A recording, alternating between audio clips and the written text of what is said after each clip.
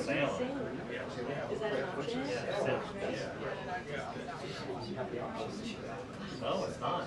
Oh, it's not? Get out of Dodge a lot. Oh, yeah. Absolutely. I don't approve. The whitehouse.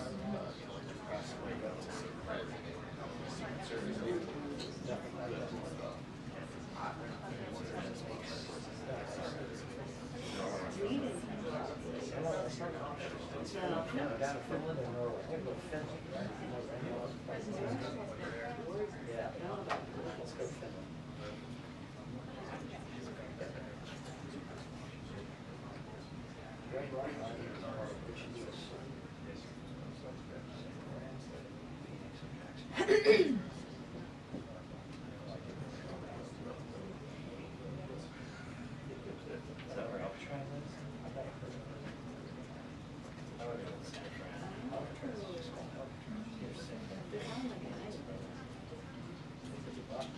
Could be Phoenix because of the rock color. Could be in the middle of the lake.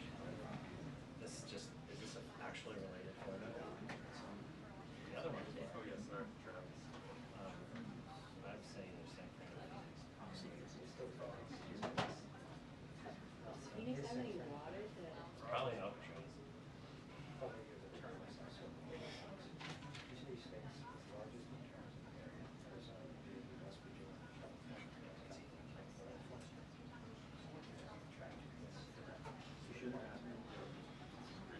Yeah.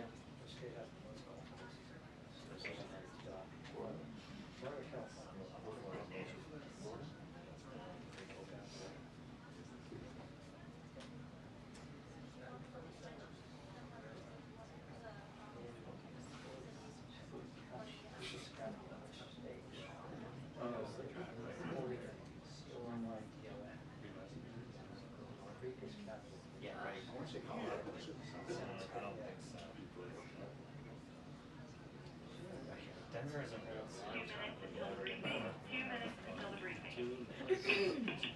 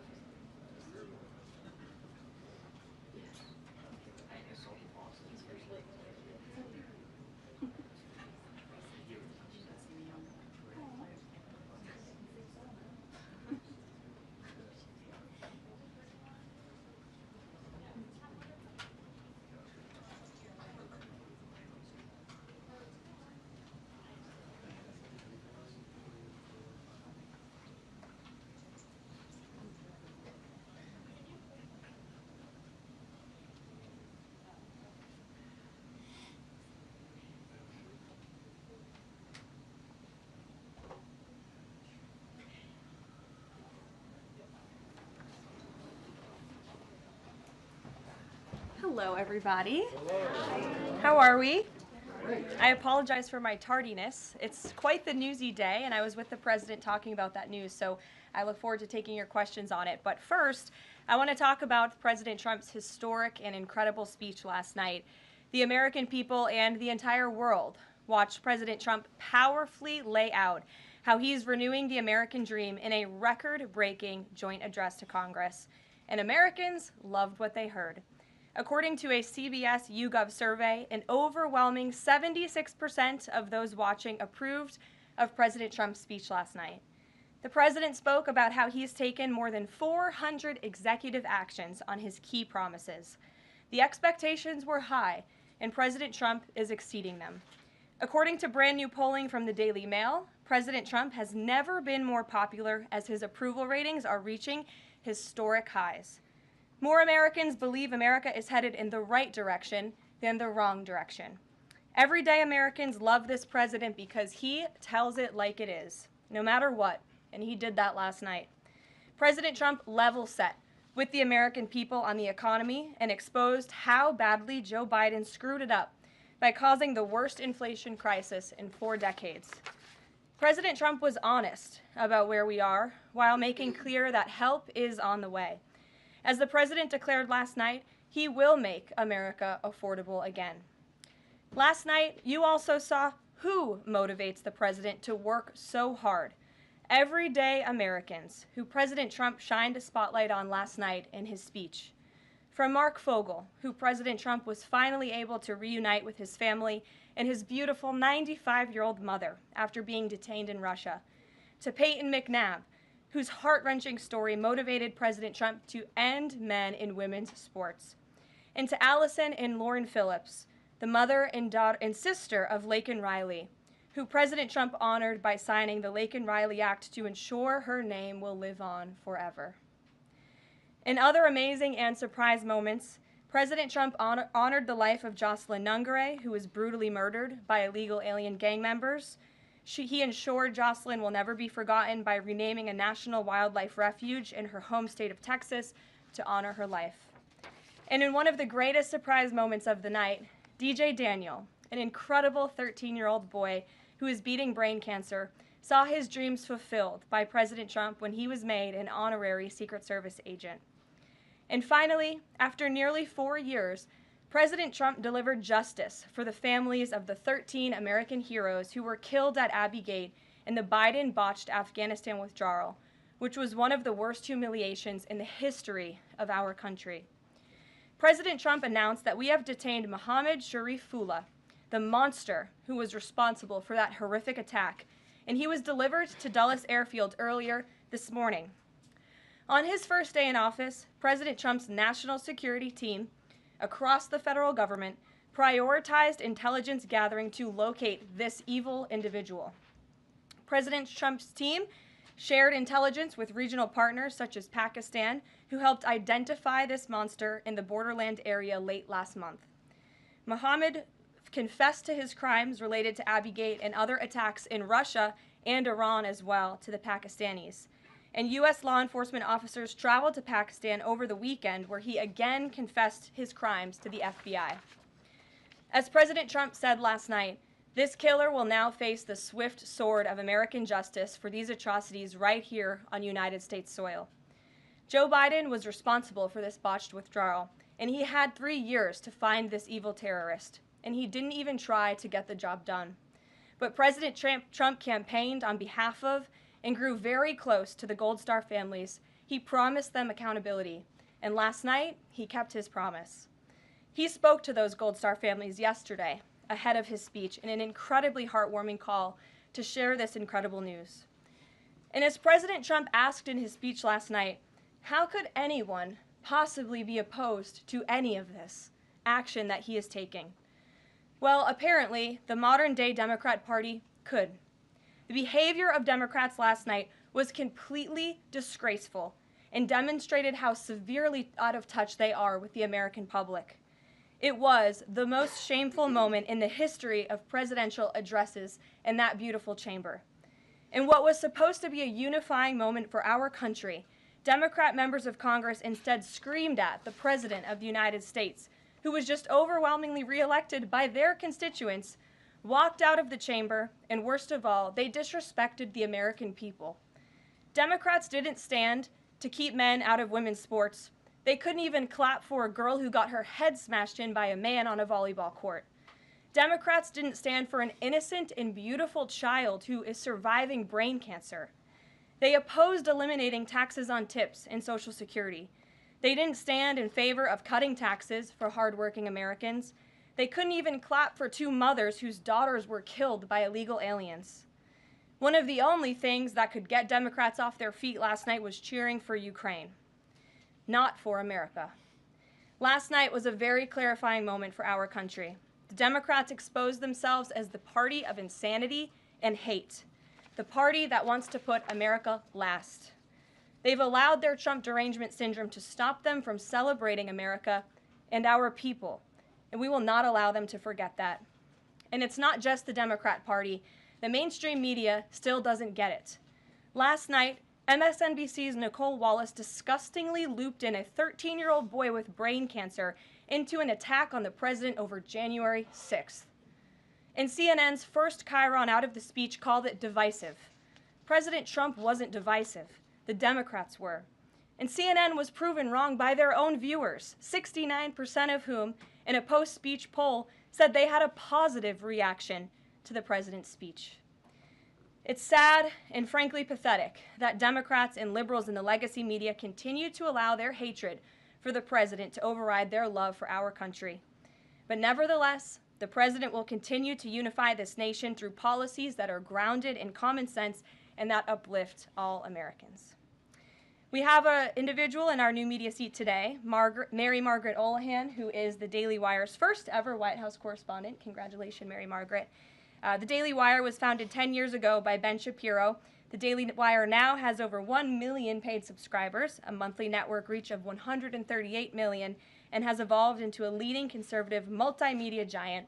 They are now the 5th largest podcast network in the world and home to some of the top-ranked shows. With that, I will take your questions, and Mary Margaret, why don't you kick us off? Thank you so much, Caroline. It's great to be here. Thanks. So I had 2 questions, if that's okay. The Sure. first on last night and the second on Maine. You talked about behavior from Democrat lawmakers, a lot of disruptions, and I just wanted to kind of go back to that. We saw Democrat lawmakers not stand for Laken Riley, for Peyton McNabb, for the son of a slain police officer and 13-year-old cancer survivor. What are the optics of that nationally, just in terms of not just the people who were in the room last night, but across the nation? And also, was President Trump expecting this type of behavior when he was crafting his speech? So I gave a quote to one of the media outlets in this room yesterday that Democrats behaving like children would be the least surprising thing of the night. And unfortunately, that quote did turn out to be true.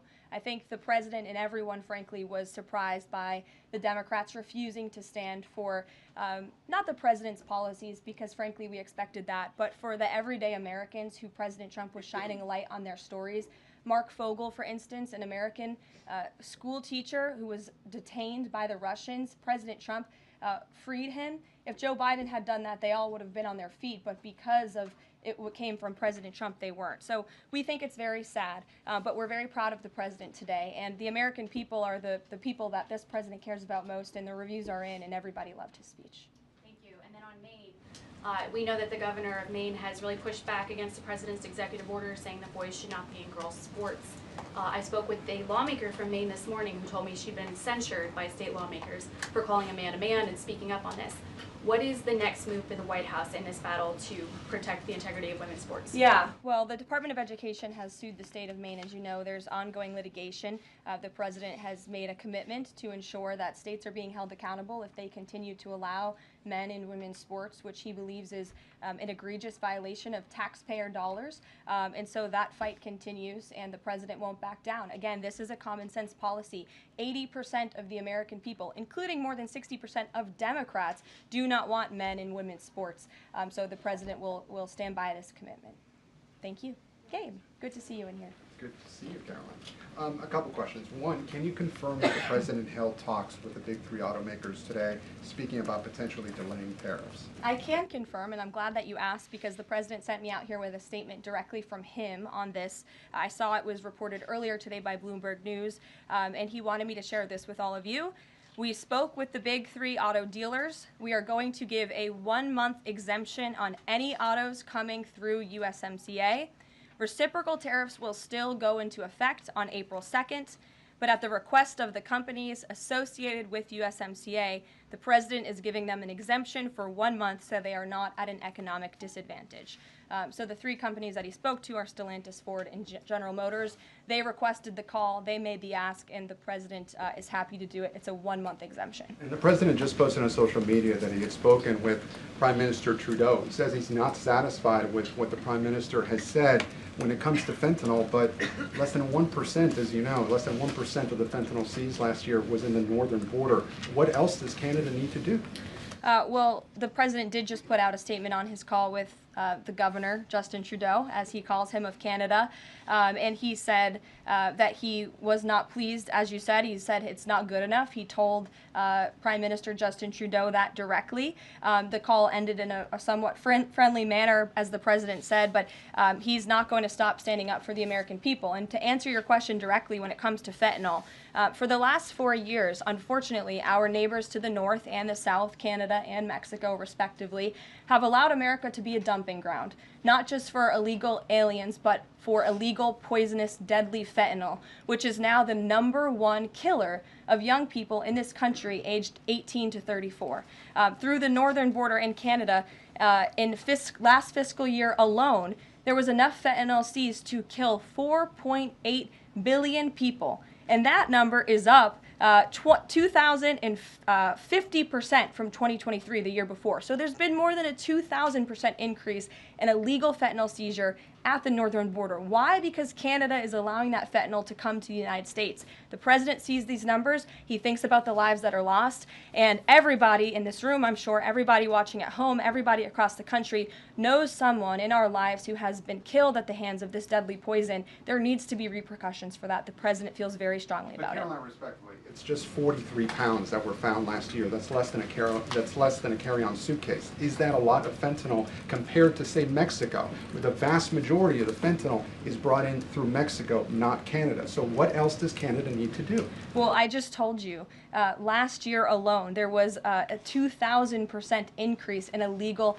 fentanyl. But it's only 43 You're asking me for what the president's justification is for these tariffs. It's not up to you. You're not the president, Gabe. And frankly, I think it's a little bit disrespectful to the families in this country who have lost loved ones at the hands of this deadly poison. If you talk to them, and this president has, they are grateful that they finally have a president who is standing up to both Canada and Mexico, and most importantly, to China as well. The president added an additional 10% tariff on China because this deadly poison is being produced in that country. It's being distributed through our neighbors, and there needs to be consequences for that, period.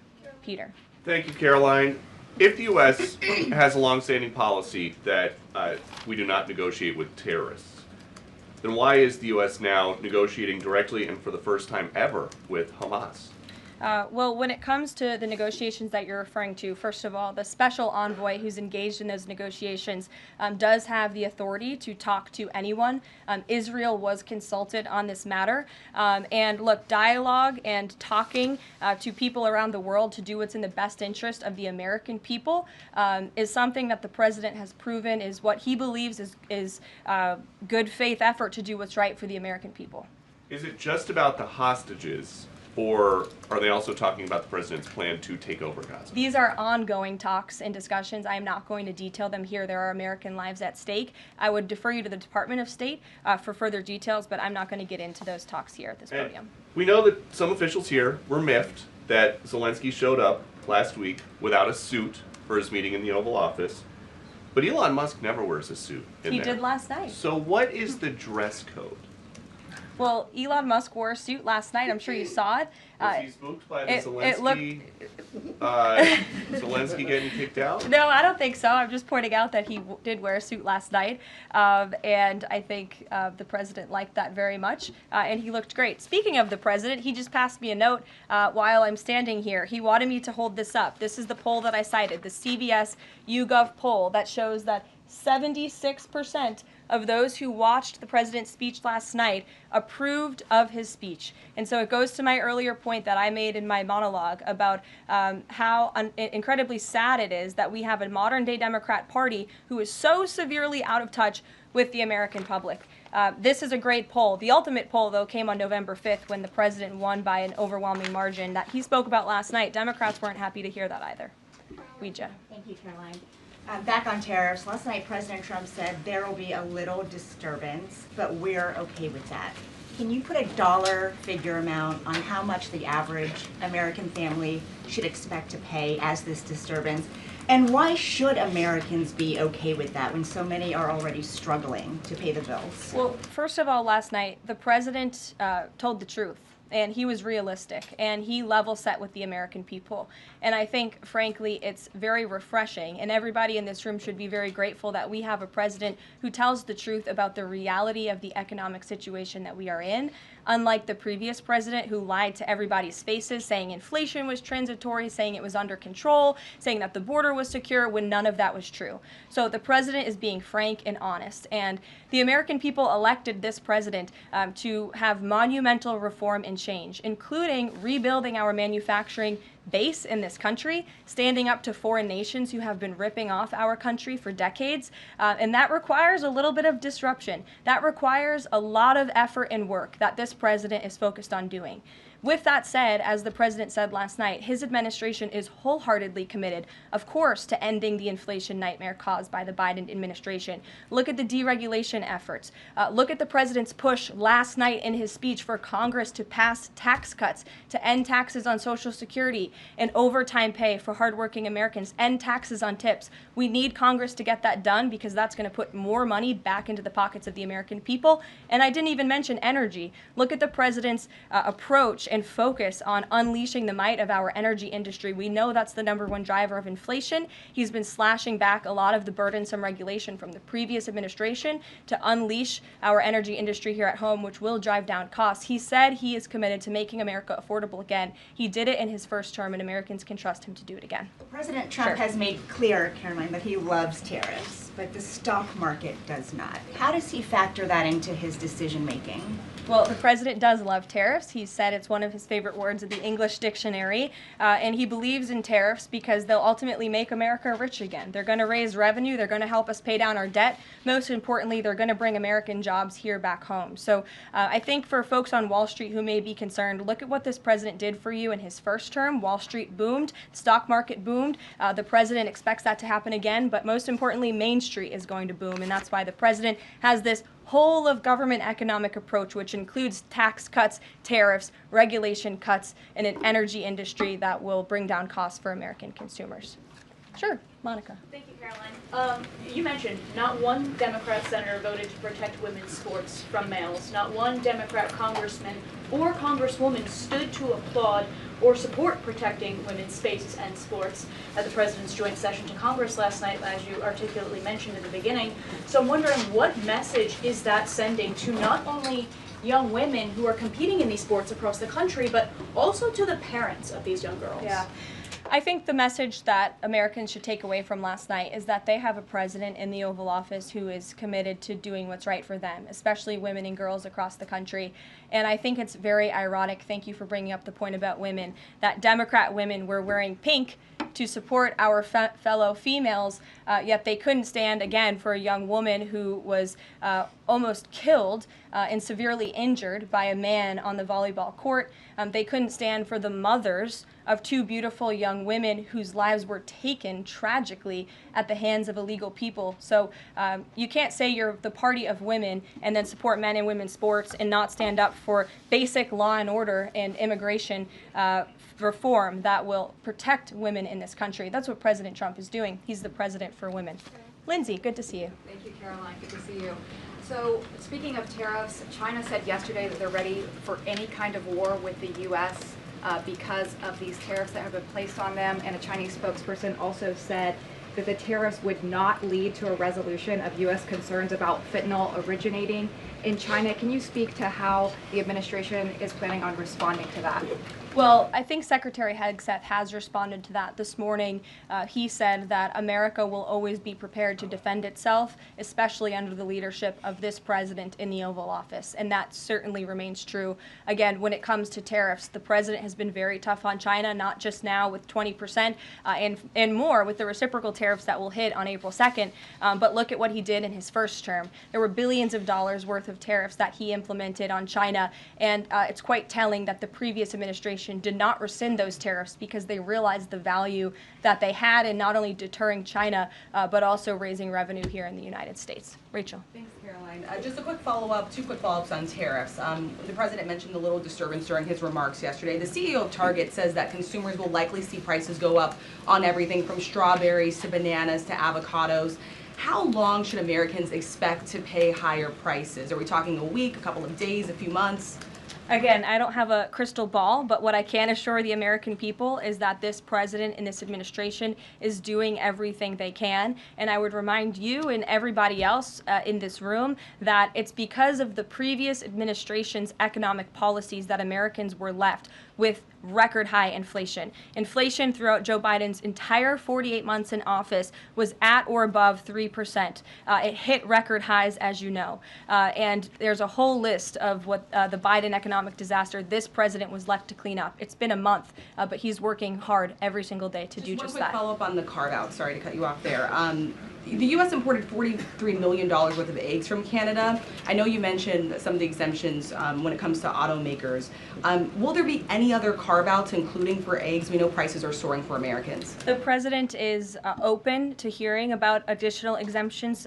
He always has open dialogue, and he'll always do, what's right, what he believes is right for the American people. But again, as for the egg crisis in this country, the president is wholeheartedly committed to ensuring we're increasing our egg supply, and we're also bringing down cost. And Secretary Rollins has been all over this issue. She comes from an agricultural background and family. That's why she's leading that very important department.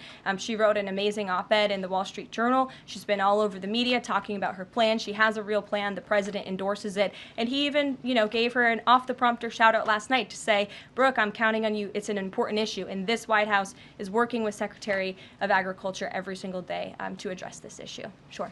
Jordan.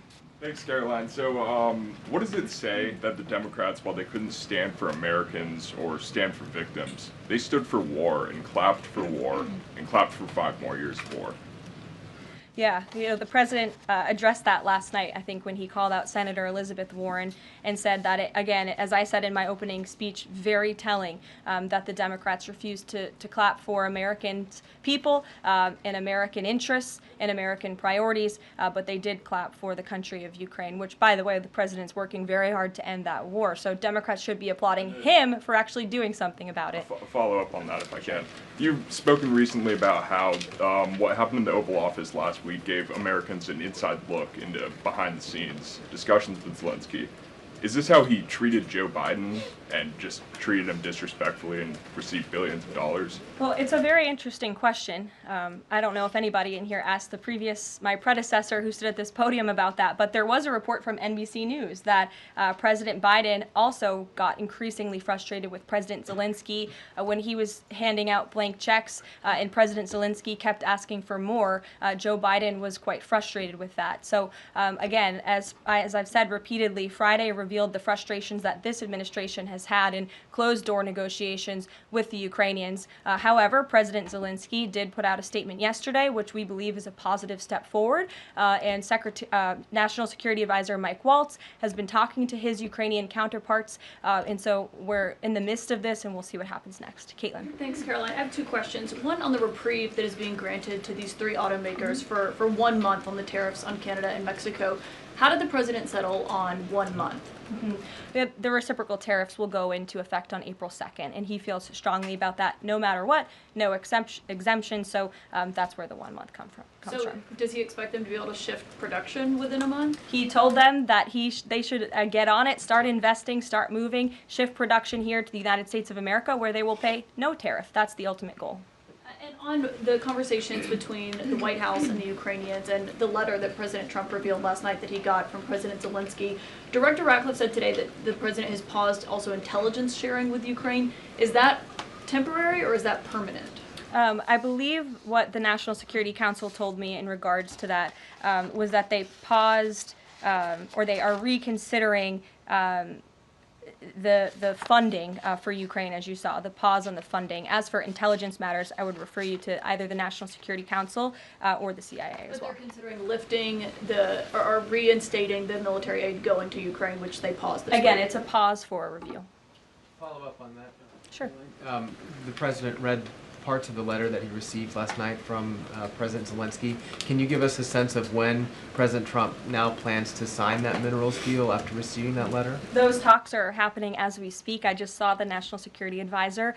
He's working very hard on it. I believe he was going into the Oval Office to give the president an update on where this stands. But again, the president is committed to a peace deal. He wants to see this war end. And I think that President Zelensky's message, which he also shared on X as well, is a positive sign in the right direction. The president also said that the United States was reclaiming the Panama Canal. The president of Panama this morning, or at some point today, said that President Trump was lying. Wanted to get your response to that, and also curious if the president had a reason for not specifically mentioning BlackRock last night when he was praising the company that is buying canals or ports around the Panama Canal. Yeah, I'm not sure if Panama has seen what's going on with their own canal, but as you just mentioned, BlackRock is now interested in investing and taking over the two ends of the port, which is very important because the president was very vocal several weeks ago about the need to ensure that China is not controlling the Panama Canal.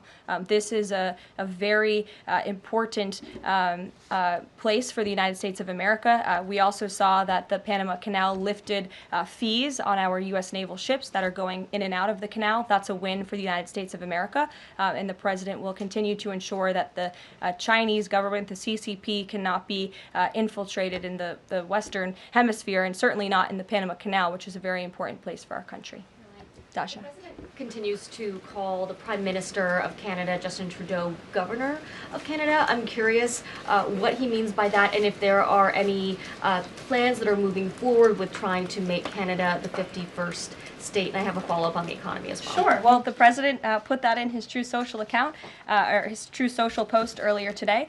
He feels strongly that it would be very beneficial for the Canadian people to be the 51st state of the United States. They wouldn't be paying for these tariffs. They'd have much lower taxes if they were part of our great country. Caroline, on the economy, you and I traveled the country during the campaign. This is an issue that so many voters decided to cast their ballots on, and they voted for President Trump. He has started to have that realistic conversation with the American people, that disturbance comment last night. But I'm curious if you can be real with Americans right now as all of these factors are playing out.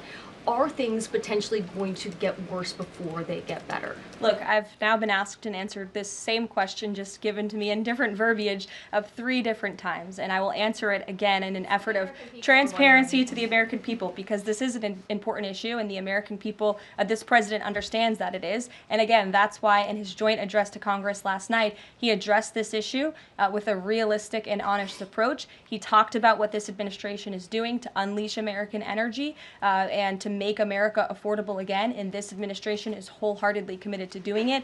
And I would remind the American public that the first-term record of this president speaks volumes. That's why they reelected him, because they know that he can fix our broken economy, and it's very, very broken from the previous administration. Stephen.